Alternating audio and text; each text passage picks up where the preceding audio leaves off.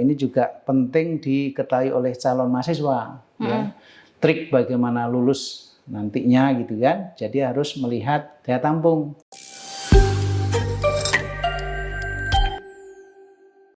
Assalamualaikum warahmatullahi wabarakatuh. Halo Sobat Unja Podcast, bertemu lagi bersama saya Noverma. Nah, pada kali ini kita akan membahas tuntas terkait dengan SNMPTN Barat 2024. Tentunya informasi ini adalah informasi yang sangat menarik khususnya bagi calon mahasiswa yang akan mendaftar di Universitas Jambi.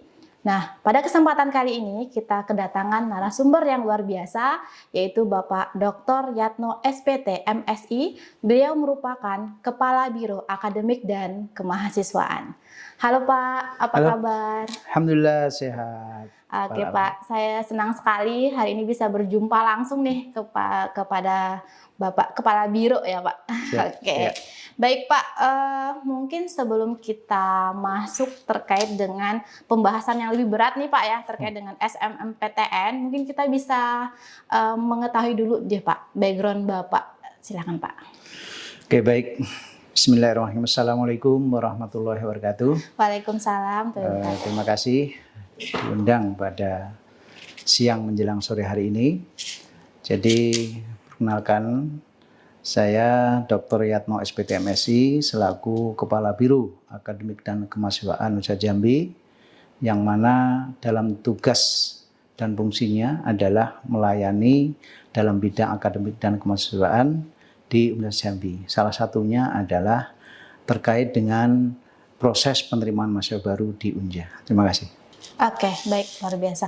Pak, sebelum kita masuk ke prosedur pendaftaran SNMPTN, mungkin banyak kali teman-teman yang Unja Podcast ini belum mengetahui Pak, seperti apa sih itu SNMPTN, terus apa sih tujuan serta pun manfaat dalam menyelenggarakan SNMPTN Barat ini Pak? Oke, baik, terima kasih Mbak. Jadi ini memang perlu diketahui oleh semua calon mahasiswa, khususnya yang mau masuk di Unja, terkait dengan proses penerimaan mahasiswa baru di Unja maupun secara nasional. Jadi perlu kami sampaikan bahwa sesuai dengan peraturan Menristek Dikbud ya, bahwa proses penerimaan mahasiswa baru itu ada beberapa jalur. Yang pertama adalah jalur prestasi atau SNMBP. Kemudian yang kedua adalah jalur seleksi nasional berbasis tes yang saat ini sedang berlangsung. Kemudian yang ketiga adalah jalur mandiri atau bahasa lain adalah SNMPTN, di mana ini diselenggarakan oleh konsorsium. Jadi konsorsium dari perkumpulan perguruan tinggi wilayah barat, yaitu ada 25 PTN seperti itu. Oh, berarti Pak, SNMPTN ini jalur terakhir calon mahasiswa yang masuk perguruan tinggi gitu ya Pak? Iya, jadi untuk Unja memang itu jalur terakhir. Nah, untuk perguruan tinggi lain bisa jadi ada jalur lain. Jadi memang ada jalur mandiri yang diselenggarakan secara mandiri oleh perguruan tinggi. Tapi untuk Unja memang itu jalur terakhir. Jalur terakhir. Berarti ini termasuk sebagai jalur mandiri dulunya ya. Berarti kan kalangan kita yang biasanya itu kan Pak menyebutkan bahwa SNMPTN ini beda nih dengan jalur mandiri. Sebenarnya sama aja ya Pak ya, untuk sama. Universitas Jambi. Cuman perlu digarisbawahi bahwa SNMPTN itu adalah jalur mandiri yang penyelenggaraannya dilaksanakan oleh konsorsium. Konsorsium sebanyak 25 PTN wilayah barat itu yang perlu. Berarti bekerja sama ini gitu ya Pak ya. Oke, baik, terima kasih Pak. Kalau dari segi prosedur nih Pak, prosedur pendaftaran SNMPTN di 2024 ini ada nggak sih Pak kayak khusus untuk di Universitas Jambi itu kayak mana? Terus syarat-syarat khususnya yang membedakan dari 20 LPTIK tadi ya Pak ya? Iya. Itu gimana Pak? Ada nggak? Iya, jadi sebenarnya secara umum itu hampir sama. Jadi pertama mahasiswa itu mendaftar dengan akun yang sudah ada, yaitu SNMPTN atau pendaftaran SNMPTN wilayah barat. Nah itu dengan klik situ, kemudian calon mahasiswa mendaftar, kemudian nanti ada urutan-urutannya. Jadi nanti ada keluar ID bayar, ya, nanti membayar dengan biaya kalau yang SMMPTN ini Rp375.000. Ya, nanti formulir itu, gitu ya Pak, pendaftaran? Iya, jadi secara online itu Mbak, secara online. Ya, setelah nanti keluar ID tagihan, nanti dibayar di bank mitra, ya. Nah, seperti itu. Oke, baik Pak. Berarti kalau misalkan dari segi misalnya syarat khususnya, misalkan Pak, mohon maaf, kayak mahasiswa harus berapa tahun terakhir yang boleh ikut, gitu ada nggak Pak? Iya, jadi kalau yang bisa ikut di jalur ini, itu setiap perguruan tinggi berbeda. Oh, oke. Ya, jadi ini secara umum itu 3 tahun terakhir. Nah, jadi yang tamat tahun 2022, 2023, 2024, jadi 3 tahun terakhir. Ada juga yang 5 tahun terakhir. Oh, ada yang 5 tahun ada terakhir. 5 terakhir. Berarti Jadi kalau 5 tahun terakhir itu di tahun 2020 ya Pak? Iya, 2020. Nah, itu yang perlu dipahami seperti itu. Terus juga perlu dipahami juga bagi calon mahasiswa yang kemarin sudah lulus di jalur pertama, maupun jalur kedua ini tidak bisa lagi untuk mendaftar di jalur mandiri. Nah, seperti itu. Walaupun nanti mereka lulusnya bukan di daerah Jambi, mau ke Jambi itu nggak bisa lagi. Nggak bisa, karena secara sistem sudah di blok. Nah ini mungkin berkaca dari sebelumnya, kan itu ada peraturan menterinya, yaitu ada perbaikan yang 2024 ini begitu. Nah kalau untuk SMPTN ini udah dibuka belum kira-kira Pak? Sudah, jadi untuk jalur SMMPTN ini sudah dibuka kemarin tanggal 4. 4 Mei ya Pak ya? Ya, kemudian nanti berakhir itu tanggal 20 Juni. Jadi masih sangat lama, masih lama itu kan. Masih lama. Jadi nggak usah khawatir ya. Jadi kepada para calon mahasiswa masih ada waktu. Nah, karena sampai hari ini itu sekitar 300 baru yang daftar, tapi masih ada waktu. Oh masih. Nah, pakai kuota nggak kira-kira? Misalkan kalau pendaftaran kan sama 300 Pak, kalau udah 1000 udah ditutup, nggak ada gitu Pak? Nggak ada, cuman gini, setiap prodi tentu ada kuotanya. Setiap prodi ada kuotanya, kemudian ada juga hal lain yang berbeda dari 2 jalur sebelumnya. Oke. Nah, kalau bagaimana Pak dengan calon mahasiswa? Tadi kan ada pendaftarannya ya Pak, pendaftaran melalui akun tadi kan Pak. Nah, kalau seandainya nih ada calon mahasiswa yang beasiswa KIP ada nggak Pak? Misalkan kayak kartu Indonesia Pintar gitu kan Pak. Itu bisa nggak juga ikut ke, ini kan mandiri kira-kiranya, bisa nggak kayak gitu? Ya, bisa. Jadi ada khusus untuk KIP ini, ada webnya, melalui disitulah. Jadi biasanya calon peserta itu sudah tahu ya, untuk jalur KIP ada. Jalur mandiri ini ada jalur ya mandiri Pak? ada. Tetapi syaratnya adalah dia harus lulus dulu, lulus ujian. Tapi pendaftaran melalui KIP. Ya, jadi misalnya dia lulus, berarti itu berlaku. Baru diurus beasiswa KIP-nya gitu ya itu. Pak. Berarti nggak harus, misalkan ada pernyataan yang mengatakan bahwa yang beasiswa KIP nggak boleh ikut SMPTN mandiri karena itu berbayar gitu. Nggak ada ya Pak. Jadi untuk Sobat Unja Podcast yang memiliki beasiswa KIP masih bisa ikut mendaftar di jalur mandiri atau istilahnya tadi apa Pak? SMMPTN. Baik, menarik sekali Pak. Oke Pak, nah kira-kira nih Pak, untuk calon mahasiswa, untuk siswa yang baru tamat di 2024 ini kira-kira Pak, kan dia belum pernah ikut ujian. Kalau yang mahasiswa calon siswa yang 2020 mungkin udah sering berkali-kali ikut. Kira-kira ada nggak sih Pak materi-materi yang khusus nih untuk di jalur mandiri yang berbeda dengan jalur sebelumnya? Ya, secara prinsip itu yang diujikan itu sama. Yang pertama adalah TPS, namanya tes skolastik ya. Ya. Kemudian yang kedua adalah literasi dalam bahasa Indonesia dan bahasa Inggris. Ada bahasa Inggrisnya juga ya Pak? Ada literasinya. Jadi termasuk jalur yang sekarang lagi berlangsung juga seperti itu juga. Berarti sama aja ya Pak ya. Cuman jalur masuknya ada aja yang berbeda tadi ya Pak ya, yang mandiri dan yang umum tadi itu. Luar biasa Pak. Kalau kita nih Pak, khusus di Universitas Jambi, kira-kira ada berapa program studi yang buka untuk SMPTN tahun 2024 ini? Ya, baik. Jadi untuk tahun 2024 ini, jadi Unja membuka 65 program studi. Oh banyak 65 Pak. program studi. Yang tidak dibuka adalah prodi kedokteran. Oh kenapa Ya, Pak? kedokteran. Karena itu berdasarkan keputusan dari pimpinan. Oke. Jadi yang sebelumnya itu kita tidak membuka 6 prodi, Oke. ya, termasuk farmasi, Oke. sistem informasi, BGSD, bahasa Inggris dan seterusnya. Mm-mm. Tahun ini hanya prodi kedokteran yang tidak kita terima. Oh hanya Nah, satu ya hanya Pak ya? satu ya.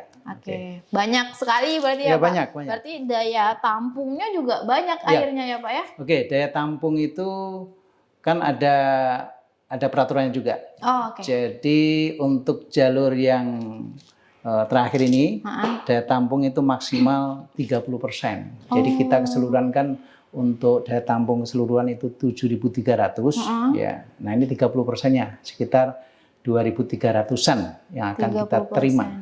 Berarti itu dibagi-bagi per Ya, prodi per jalur ya, Pak, ya, per prodi per jalur.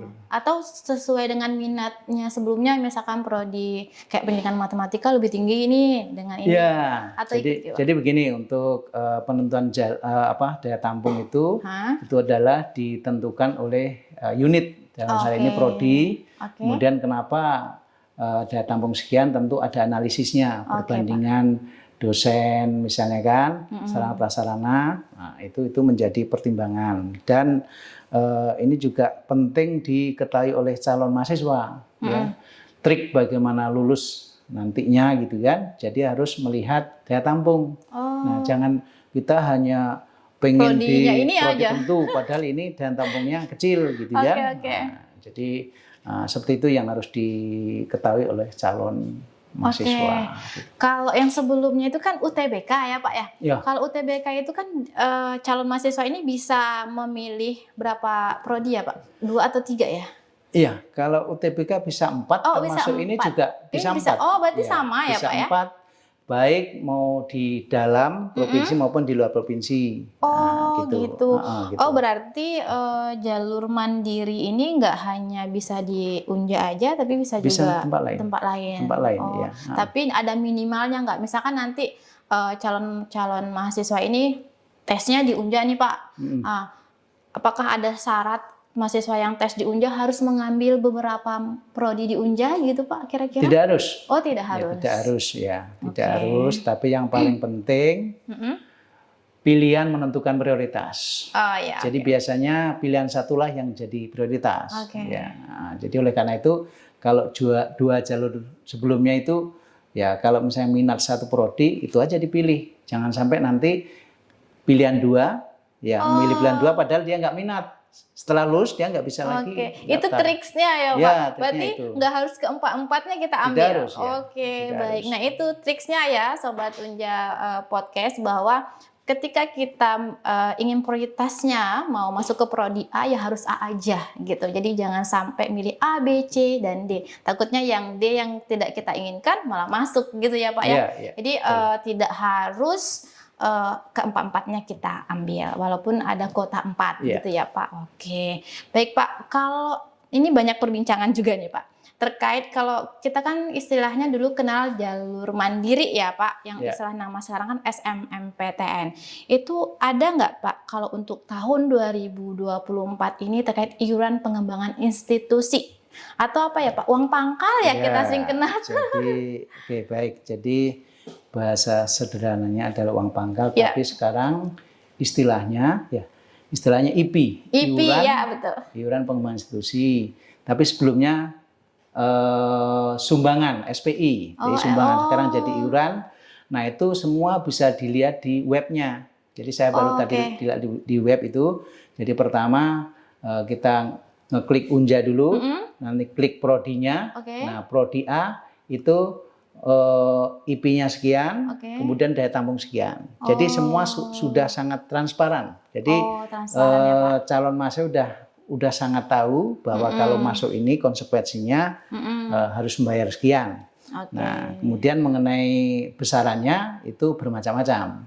Ya, besarannya ada yang 1 juta, kemudian paling besar itu 27.500.000. Ada yang nol nggak kira-kira Pak? Ada diploma ada. Ada ya Pak ada. ya? Itu bisa dilihat di web itu semua. Oke, berarti IP ini tadi ada yang mulai dari 0 Ya. sampai yang 1 juta dan Ada. beberapa juta. Iya. Puluhan ada kira-kira Pak? Ada yang paling besar itu 27.500.000 Oke. itu di prodi psikologi. Oh itu tergantung minat ya, Pak ya, tergantung ya. minatnya. Kalau sebelumnya di prodi kedokteran tuh bisa 100-an ya Pak? 175 juta. Oh, luar biasa. Nah, itu. Oke, berarti Sobat Unja Podcast mulai dari 0 ya Pak, IP dari 0 sampai yang puluhan juta juga ada. Jadi tergantung minat calon mahasiswa nih mau kemana. Baik, kalau terkait dengan ini Pak, apa namanya itu perbincangan sekarang itu kayak uang kuliah. Jadi kan kalau mandiri itu isu-isunya kan uangnya itu tinggi nih daripada yang bukan jalur mandiri. Nah, misalnya kayak UKT ya UKT, Pak, apakah jalur mandiri ini juga sama seperti yang sebelum-sebelum jalur yang kayak UKT berdasarkan pendapatan orang tuanya atau dipukul rata Pak? Dalam artian untuk jalur mandiri ya udah 5 juta per bulan misalkan kayak gitu Pak. Ya. Oke, jadi untuk UKT ya. Itu penentuannya seperti jalur sebelumnya. Jadi kita biasanya pertemuan dengan tim UKT untuk menentukan jumlah UKT setiap mahasiswa. Kemudian itu juga ada aturan dari kementerian. Jadi ada kategorinya. Kategori 1, kategorinya berdasarkan dokumen pokok yang diinput, misalnya pendapatan orang tua dan seterusnya, kemudian kondisi rumah dan seterusnya. Itu jadi pertimbangan untuk menentukan UKT. Jadi untuk menentukan itu sama persis seperti jalur sebelumnya. Oh, berarti yang untuk calon mahasiswa yang ikut ke jalur mandiri ini juga sama ya Pak sama yang sebelum-sebelumnya, berarti berdasarkan UKT. Berarti nggak ada gimmick-gimmick di luar nih Pak terkait dengan nanti masuk ke Unja jalur mandiri bayar semuanya sama rata 5 juta, nggak gitu ya Pak ya. Oke, harus dicatat itu ya Sobat Unja Podcast. Baik, ini mungkin pertanyaan kita yang terakhir nih Pak. Mungkin calon mahasiswa Sobat Unja Podcast ingin mengetahui informasi yang resmi nih Pak mengenai SMMPTN Barat di lingkungan Universitas Jambi, ada nggak Pak akun linknya yang bisa kita Ada linknya tadi akses? Mungkin telah saya sampaikan, yaitu buka di https pendaftaran SMMPTN. Nah itu klik aja situ, nanti akan ada informasi ke 25 PTN, kemudian klik aja Unja, nanti akan muncul beberapa prodi, prodi yang tergabung Soshum maupun bukan Soshum gitu ya, Sentek seperti itu. Nanti akan diklik, akan muncul di situ daya tampungnya sekian, kemudian IP-nya sekian. Kemudian untuk pendaftaran juga tinggal daftar saja. Yang paling penting itu jangan terlambat mendaftar, jangan mendaftar. Kemudian waktunya masih panjang ya, karena ini by system. Jadi kalau udah terlambat ya sudah. Gitu. Tutup langsung ya Pak, nggak ada perpanjangan biasanya Pak. Nggak ada, itu makanya itu betul-betul update informasi ya, itu jangan sampai ketinggalan. Gitu. Berharapnya nanti ada perpanjangan, totalnya tidak ada ya Pak ya. Iya. Oke, baik. Terima kasih banyak Pak atas informasi yang udah diberikan oleh Bapak. Ini sangat menarik sekali, bahkan bermanfaat sekali nih Pak, terutama untuk calon mahasiswa ya. Baik itu yang mau masuk ke Universitas Jambi. Mungkin itu saja Pak. Terima kasih. Mungkin bisa berbincang lagi nih di podcast selanjutnya ya Pak ya. Oke, saya lagi terima kasih banyak Pak. Oke, baik Sobat Unja Podcast. Ternyata perbincangan kita hari ini sangat menarik sekali dan bermanfaat khususnya bagi calon mahasiswa yang mau masuk di perguruan tinggi. Nah, sesuai dengan perbincangan kita tadi, otomatis mendaftar di Universitas Jambi. Nah, terima kasih banyak sudah menonton video ini sampai akhir. Saya Noverma pamit undur diri. Saya akhiri. Wassalamualaikum warahmatullahi wabarakatuh. Waalaikumsalam warahmatullahi wabarakatuh.